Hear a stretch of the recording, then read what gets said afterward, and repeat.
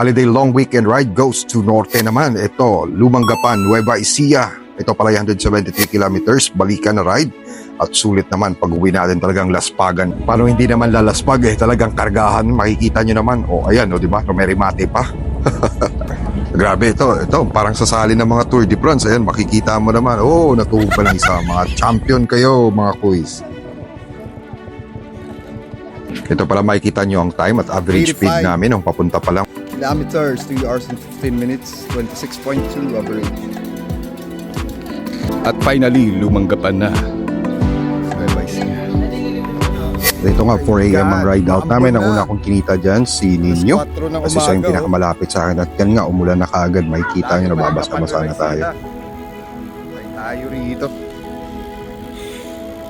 Nung magkita kami ni Nino, agad dumiretso kami pa monumento. 6 pala kami dito, si Jay, So, kompleto si na kami. Noel, si Tim, si Nino at si Gilbert. Monumento. Bali, 6 pala kami ng mga lalaki dito sa ride out na to bago kami bumiyahe. Pray muna para sa safe na biyahe. Nagpatuloy na kaming kumadyak. Andito na kami banda sa Valenzuela at umaambon-ambon pa rin. At syempre, ito may orientation kami na sabi ni Ruel, dapat na magpalitan ng trangko hanggang makaabot ng Gapan Nueva Ecija. Kaya makikita niyo mamaya, nag-uumpisa na kaming magkargahan dyan pa isa-isa.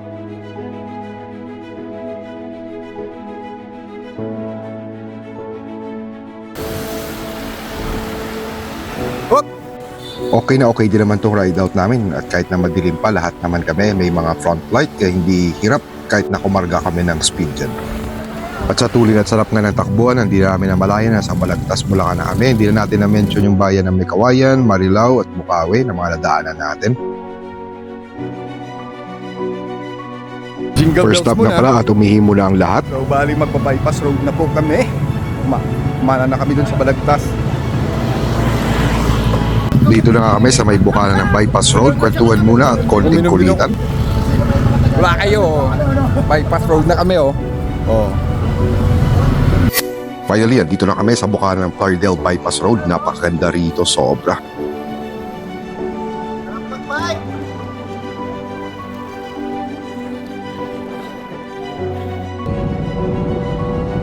Sa mga oras na to, around 6:30 na ito, pero yung sikat ng araw, makikita nyo naman napakaganda sa right side.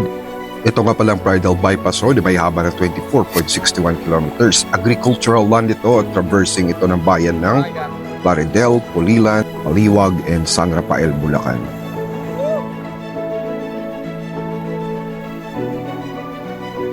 Habang nandito kami sa loob ng bypass road, ini-enjoy namin yung magagandang view at yung simoy ng probinsya. Ito na yung time para makarecover ang lahat.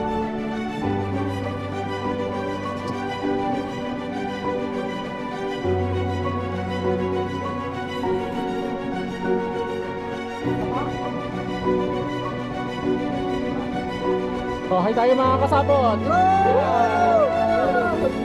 Ito ay gagandahan ng group ride. Siyempre, marami, masaya. Pero may mga members na hindi nakasama, kaya hindi natin sila makakalimutan batiin. Hi sa inyo!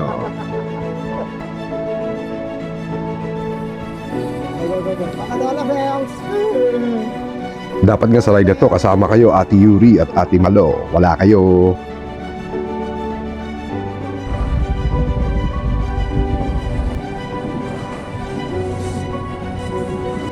Pag dyan pala sa may bypass road, puro patag naman pero may mga unexpected na rolling hills niya. Ay pag nakakita ng mga ahon, kita mo mga gigil na gigil kayo mga kuya. Sige, banat pa. Bahala kayo dyan. At yan nga, nagpaiwan na lang ako sa uli para makakapture ng magandang video naman. Tsaka siniri, makikita nyo, may mga palusong na part, kaya enjoy natin yan. At mula nga pala dyan, matatanaw mo yung Mount Arayat ng Pampanga.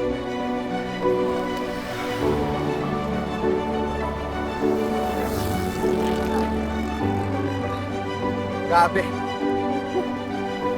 Along bypass road, huminto muna kami sa Lulawan at dyan na kami kumain, relax ng konti para may masmasan.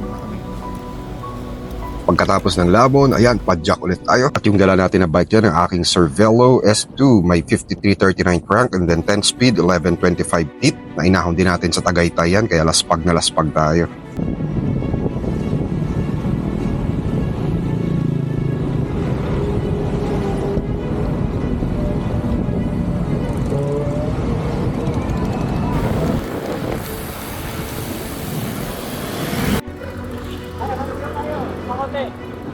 At syempre, kapag once na sa Bulacan ka, expect mo na puro lubakan talaga yan sa mga daan.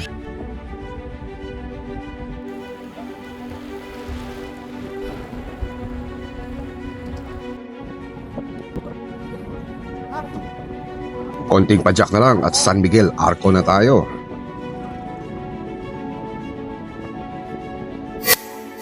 Finally, narating na rin namin yung San Miguel Arco. Siyempre, dito sa Arco, kailangan natin magpa-picture.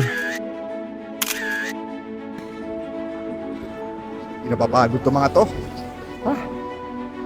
Lapit na, San Miguel na. Paunti-unti na tumataas yung sikat ng araw at yan, medyo masakit na yan sa balat. Sobrang lapit na sa Arco ng Gapan at ito, nagkayayaan pa ng rematihan to the finish line. At ito, wag nyo akong isali dyan, ayoko.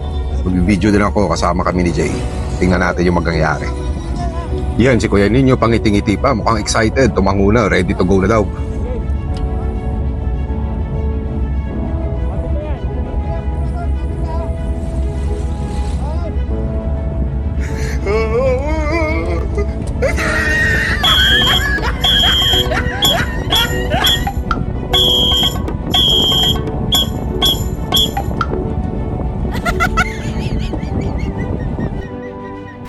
At yan, di nagpahuli si Gilbert at talagang umabot pa at naputuhog pa niya sa team dyan sa finish line. Go!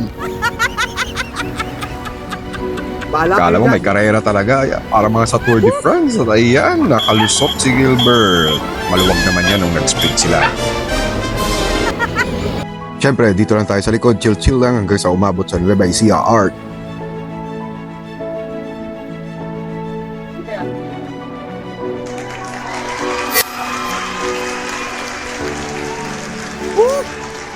Garcia. Last month. Karera pa itong mga to. At di kakalayuan, nandyan yung Gapan City Nueva Ecija Art. Around 500 meters lang yan.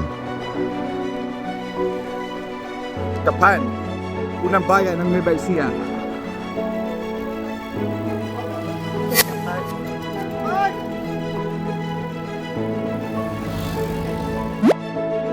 ...75 kilometers, 2 hours and 48 minutes. Average speed, 26. Gapan, Nueva Ecija. Ng bayan.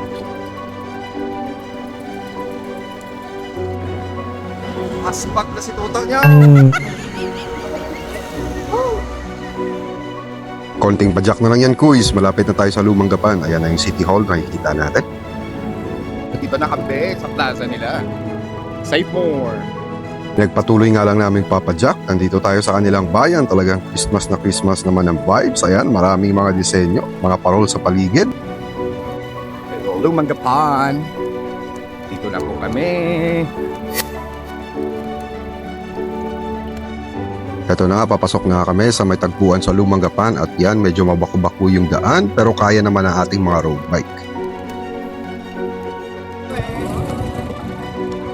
Unang impression ko nga dito, pagpasok pa lang, para siyang sa loob ng Intramuros, calm and peaceful.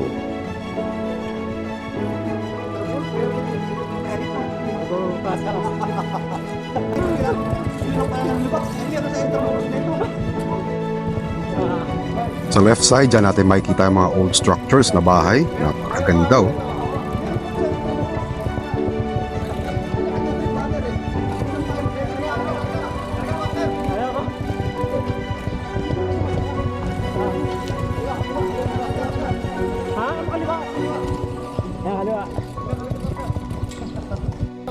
At yan nga, nagkabiruan pa. Bakit na napunta pa sa Lumang Gapan? Eh, parang Intramuros lang din naman to.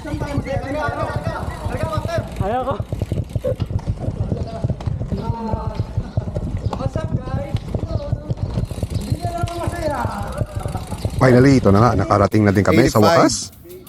Kilometers, 3 hours and 15 minutes, 26.2 average. Finally, Lumang Gapan na. Nueva Ecija. Oh.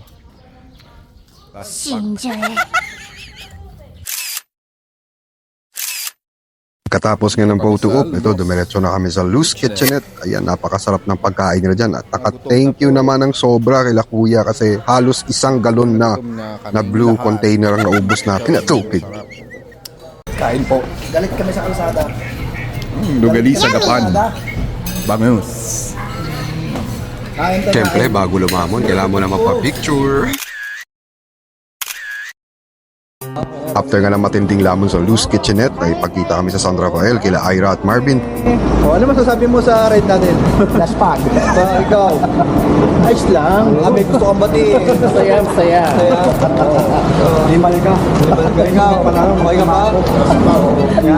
Oo. Ito ni mag-asawa. Hoy, Yuri. Shoutout sa'yo ha. Masaya na naman kami kasi wala ka. Alam mo yan? Si Tati na to, bakit mo sabi mo? Ay, special yan. Special yan. Talaga kami tutulungan si ma'am. Dito na kami sa sa pa-bypass na kami. At pagkatapos nga naman kitain sila Ira at Marvin, nandito na ulit kami sa Plaridel Bypass Road. Ito na rin ang daan namin, pauwi ng Maynila. Kayo mga kapadyak, yung mga nag-quit bike, yung mga nag-bike ng pandemic, tapos maraming group, hindi nyo ba nami-miss yung ganitong vibes na napakarami? Ayan, sama-sama, di ba? Wish ko doon sa mga nag-quit bike, sana makabike ulit kayo kasi masarap at bike at healthy. Alam naman natin kung gaano ka-busy ang life ngayon, pero wag pa rin natin kalimutan mag-bike. This is Janelle, J6, Tropang RSC at Bodolan Gang. Thank you for watching! Sarap mag-bike, right? Dito na papala mo pag nag-bike, oh. Di ba? Nope, nope. Kaya mag-bike na kayo, mga kanok-nok.